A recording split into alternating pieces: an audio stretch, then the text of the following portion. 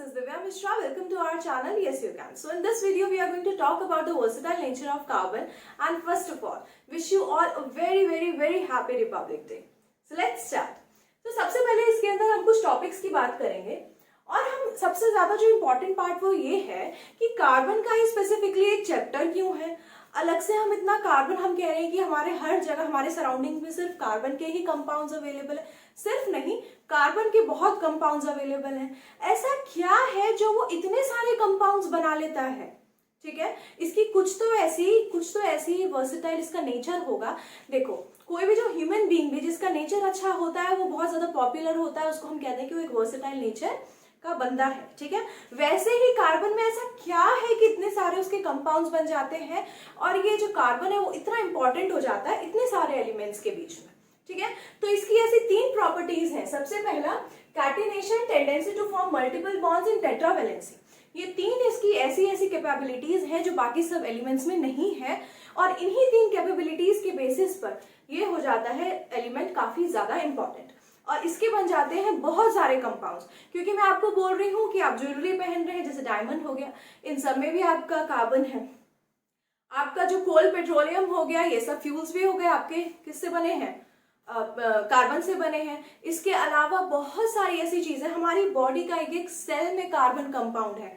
जो खाना हम खा रहे हैं, वो जो ग्लूकोज की फॉर्म में हम डाइजेस्ट कर रहे हैं, वो भी कार्बन कंपाउंड है। C6H12O6, I told you in my last class also कि ये जो C6H12O6 है ये भी तो कार्बन कंपाउंड है। सब कुछ हम कह रहे हैं कि कार्बन कंपाउंड से ही मिलके बना है, मतलब उसमें कार्बन तो है। तो ऐसा क्या है कार्बन में कि वो इतने सारे एलिमेंट से मिलके इतने सारे कंपाउंड्स बना लेता है? 3 मिलियन से भी ऊपर इसके कंपाउंड्स अवेलेबल हैं। ठीक है, और ये जो हमारी ये जो काउंटिंग है ये ऑन गोइंग है। ऐसा नहीं कि यहाँ पे स्टॉप हो गई कि भाई इतने ही है, ये काउंटिंग अभी भी ऑन गोइंग है। ठीक है, तो कुछ इसके अंदर ऐसी स्पेशलिटी है जिसकी वजह से इसका इतना ज्यादा नाम है। ठीक है, तो सबसे पहले हम बात करेंगे आज मतलब सबकी ही बात करेंगे, बट अभी बात कर रहे हैं कैटिनेशन की। कैटिनेशन की कैपेसिटी क्या होती है? It is the property of self linking. Catenation क्या होती है? अपने ही कार्बन एटम के साथ, मतलब जो कार्बन है वो कार्बन के साथ ही लिंक कर जाता है। देखो हमें ये बात बहुत अच्छे से पता है, ये मैंने सर्कल लगा रखा है तो डोंट गेट कंफ्यूज। अगर बच्चे बीच में से वीडियो देखेंगे तो अभी हम कैटिनेशन की बात कर रहे हैं। ठीक है, तो कार्बन क्या करता है? मैंने आपको क्या बताया कि कार्बन के पास टोटल 6 इलेक्ट्रॉन्स होते हैं। ठीक है, तो पहले अंदर वाले शेल में 2 देन 4 इलेक्ट्रॉन्स। ये 4 इलेक्ट्रॉन्स है, या तो वो किसी से 4 इलेक्ट्रॉन्स ले या तो वो किसी को 4 इलेक्ट्रॉन्स दे दे। और ये दोनों ही पॉसिबिलिटीज क्या होती हैं? पॉसिबल कार्बन एटम के साथ नहीं है। उसका न्यूक्लियस रेडी नहीं होता, उसके पास इतनी एनर्जी नहीं है, तो उसके पास क्या ऑप्शन बच जाता है? सिर्फ शेयरिंग का। तो जब वो शेयरिंग का ऑप्शन करता है तो he is ready to do anything. Okay, तो वो कहता है कि भाई अब मुझे किसी के साथ भी बॉन्ड बनाना पड़ेगा, I am ready to make. Okay, और ये इसकी एक कहते हैं ना लिमिटेशन, ये उसकी लिमिटेशन नहीं है, यही तो उसकी एक्स्ट्रा वो फैक्टर है जिसकी वजह से वो इतने सारे कंपाउंड्स बना ले रहा है। ठीक है, हम कहते हैं ना अरे कार्बन के पास तो लास्ट में 4 इलेक्ट्रॉन्स हैं, भाई इतना 4 इलेक्ट्रॉन्स दे सकता तो इसके स्टेबल कब होगा, ये इसका ऑक्टेट रूल, इसका ऑक्टेट कब कंप्लीट होगा? तो ये शेयरिंग करेगा और कैसे कैसे एलिमेंट्स के साथ करेगा ये सब हम पढ़ेंगे अभी। ठीक है, तो हमें समझ में आ गया कि सबसे पहले इसकी कैपेसिटी है अपने ही कार्बन के साथ, मतलब और किसी कार्बन एटम के साथ ये लिंक कर जाता है। इस प्रॉपर्टी को हम बोलते हैं कैटिनेशन। ठीक है, the self linking of carbon atom is known as, the property of self linking is known as catenation. Okay, तो इसमें क्या कर रहा है? कार्बन कार्बन के साथ ही क्या बना ले रहा है? बॉन्ड बना ले रहा है। कैसा बॉन्ड बना रहा है? ये बॉन्ड कैसा बनेगा? Covalent bond. क्योंकि जो बॉन्ड शेयरिंग से बनता है वो होता है कोवेलेंट बॉन्ड। तो कार्बन तो कभी भी कैसा भी सिचुएशन आ जाए कैसा बॉन्ड बनाएगा? Covalent. That is so understood. आपसे पूछे कार्बन के प्रेजेंस और कैसा बॉन्ड बनाएगा? अंडरस्टूड, आंख बंद करके कोवेलेंट बॉन्ड, क्योंकि ये कभी भी आयनिक बॉन्ड बना ही नहीं सकता है। ठीक है, तो ये हो गया हमारा कोवेलेंट बॉन्ड बनाता है। इसके बाद 4 इलेक्ट्रॉन्स यहाँ ये दे ही नहीं सकता, तो इसकी कैपेसिटी हो जाती है सेल्फ लिंकिंग की। तो कार्बन कार्बन ऐसी बहुत सारी चेन्स बना सकता है। इसकी कैसी प्रॉपर्टी? सेल्फ लिंकिंग की जब प्रॉपर्टी होती है तो इसकी चेन स्ट्रक्चर भी बन सकती है। ऐसी स्ट्रक्चर को हम बोलते हैं chain like structure.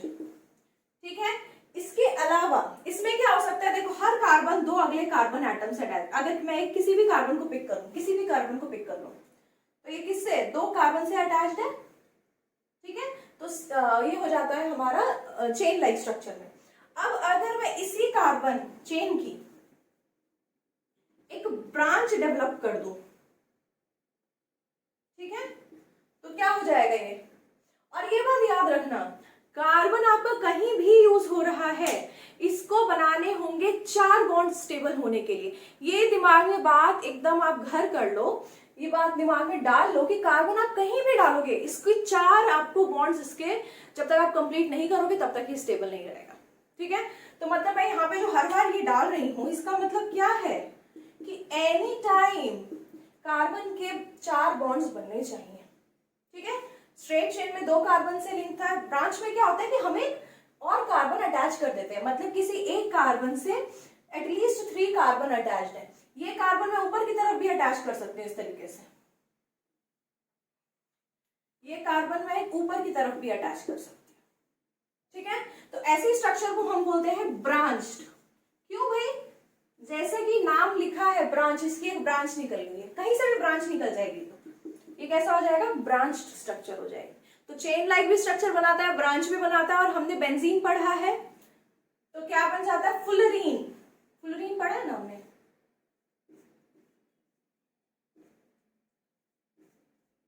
Chain like structure जो रिंग लाइक स्ट्रक्चर बनाता है, इसको हम बोलते हैं रिंग लाइक स्ट्रक्चर, ठीक है। तो ऐसे ही स्ट्रक्चर जैसे बेंजीन होता है, बेंजीन में इस तरीके का स्ट्रक्चर होता है, बट अभी आपको इतना सब जानने की जरूरत नहीं है। तो हमें समझना है कि कार्बन की जो सेल्फ लिंकिंग कैपेसिटी है, इसकी वजह से बहुत लंबी लंबी कार्बन चेन, स्ट्रेट चेन भी बन सकती है, ब्रांच चेन भी बन सकती है, और रिंग्स भी बन सकती है। सोचो, और ये सब इस कैपेसिटी की कैसे बनी। देखो कार्बन ना बहुत छोटा एलिमेंट है, मैंने बात की ना, बोला इसका 2 और 4 6 तो इलेक्ट्रॉन्स है इसके पास, क्योंकि ये बहुत स्मॉल साइज का है।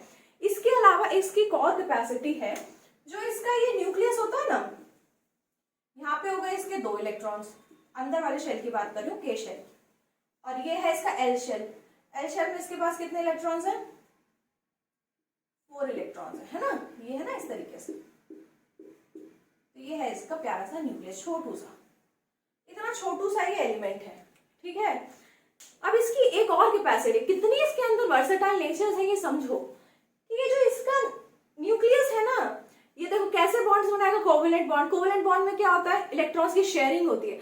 तो जो शेयर्ड पेयर ऑफ इलेक्ट्रॉन्स होते हैं ना, उनको ये अपनी तरफ खींचता है, ताकि वो बोलता है कि अरे भाई इतनी मुश्किल से तो मुझे इलेक्ट्रॉन्स मिले, और वो भी मैं ऐसे कैसे जाने दूंगा, तो उनको होल्ड करके रखता है। इसलिए कार्बन कार्बन जो बॉन्ड बनता है ये बहुत ज्यादा स्ट्रांग होता है, ठीक है, क्योंकि जो शेयर्ड पेयर्स ऑफ इलेक्ट्रॉन रहेंगे, इसके बीच में जो ये बॉन्ड बनेगा कार्बन कार्बन का, इसमें जो इलेक्ट्रॉन्स की शेयरिंग हो रही है ना, ये इलेक्ट्रॉन्स को वो कार्बन अपनी तरफ खींच के रखता है, ताकि ये कहीं से दूर ना चले जाए, और ये बॉन्ड हो जाता है स्ट्रॉन्ग।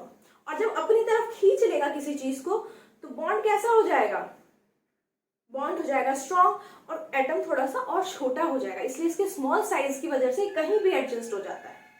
देखा था हमने डायमंड का स्ट्रक्चर, कितना ज्यादा उसके अंदर मतलब इधर से उधर पूरे में कार्बन अटैच थे, चारों फील्ड थे उसके बॉन्ड्स, ठीक है, क्योंकि इसका स्मॉल साइज है।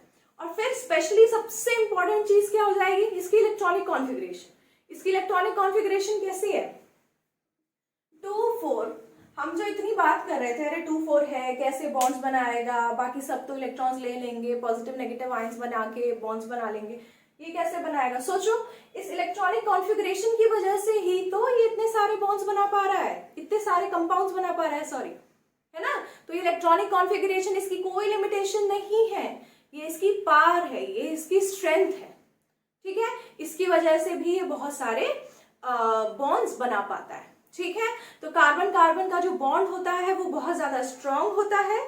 कार्बन बहुत स्मॉल साइज एक एलिमेंट है। देन इसके अलावा इसका इलेक्ट्रॉनिक कॉन्फ़िगरेशन, इसकी वजह से कार्टिनेशन हो जाता है काफी ज्यादा इंपॉर्टेंट। नेक्स्ट टॉपिक हमारा आता है क्या है, टेट्रावैलेंसी, ठीक है, दिस वन इज डन।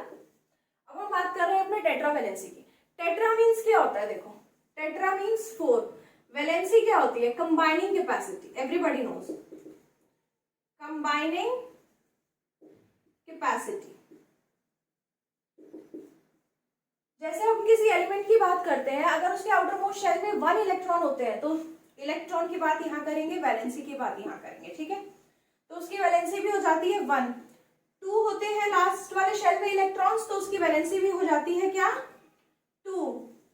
जब लास्ट वाले शेल में इलेक्ट्रॉन्स 3 होते हैं तो वैलेंसी भी हो जाती है 3। जब 4 होते हैं तो वैलेंसी हो जाती है 4। यही वाला केस है हमारे कार्बन के साथ, ठीक है।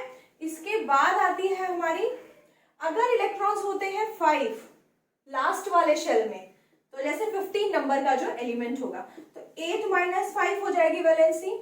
अगर 6 है तो 8 - 6, 7 है तो 8 - 7, मतलब यहां हो जाएगी 8 - 7, तो यहाँ हो जाएगी 1, यहाँ हो जाएगी 2, यहाँ हो जाएगी 3 वैलेंसी। हमारा वाला केस, अभी कार्बन की हम बात कर रहे हैं, तो हमारा वाला केस कौन सा है, 4। तो 4 की जिसकी वैलेंसी होती है वो ना इलेक्ट्रॉन्स दे सकता है ना इलेक्ट्रॉन्स ले सकता है, जो छोटा सा एलिमेंट है उसके पास इतनी कैपेसिटी नहीं होती है, हमें पता है। तो कार्बन की वैलेंसी कितनी हो गई, कंबाइनिंग कैपेसिटी।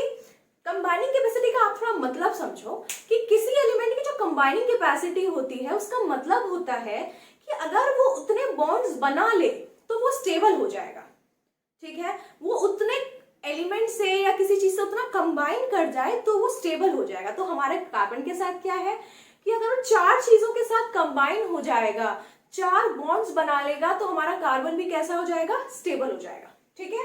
तो हमारे कार्बन को कितने बॉन्ड्स बनाने हैं, 4। हमारा कार्बन कैसे बॉन्ड्स बनाएगा, 4, ठीक है।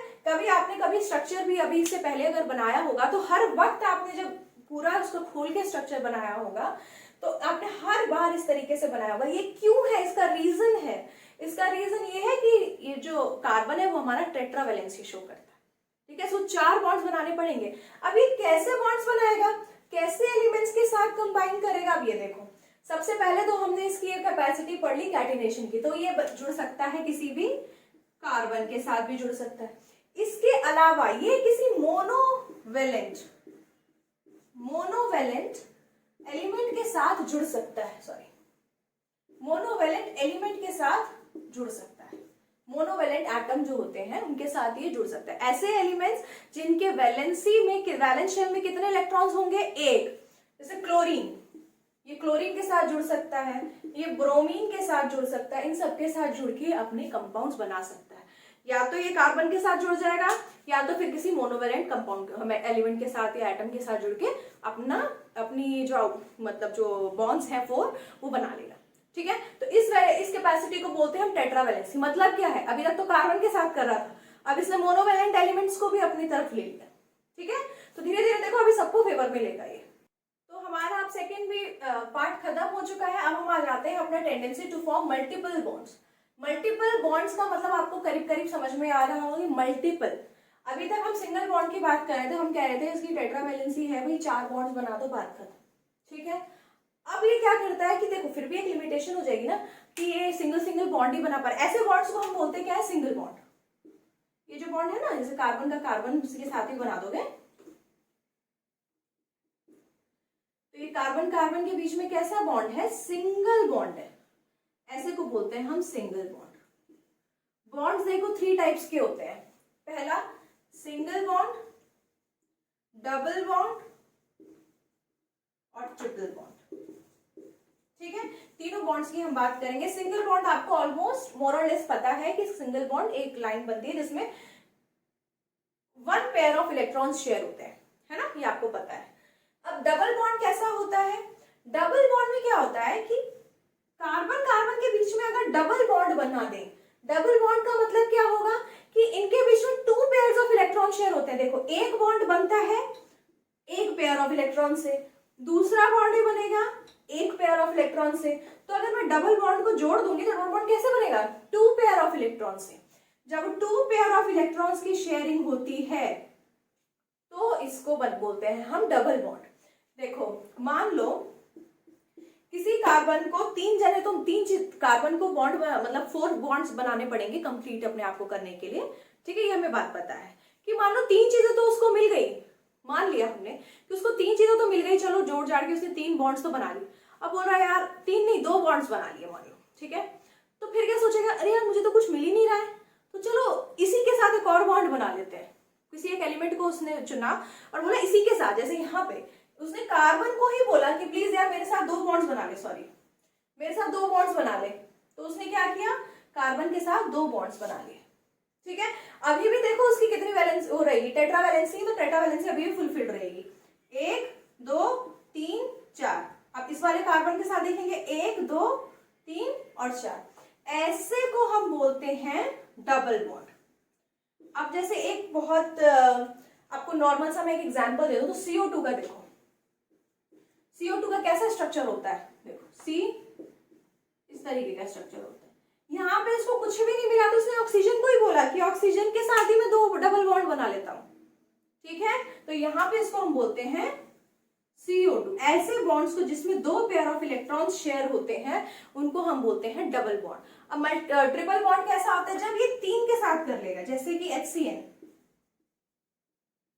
C है, ये नाइट्रोजन के साथ 3 बॉन्ड्स बनाता है और हाइड्रोजन एक रहता है। ये होता है हमारे इस टाइप के जिसमें 3 पेयर ऑफ इलेक्ट्रॉन्स शेयर होंगे। 1 पेयर ऑफ इलेक्ट्रॉन्स शेयर तो single, 2 pair of electrons share तो डबल, और 3 पेयर ऑफ इलेक्ट्रॉन्स अगर शेयर होंगे तो वो हो जाएगा हमारा ट्रिपल बॉन्ड। तो यहाँ पे हमारा कैसा बॉन्ड बन रहा है, ट्रिपल बॉन्ड। समझ में आ गई बात? That's all for today. Hope you like the video. See you in the next lecture.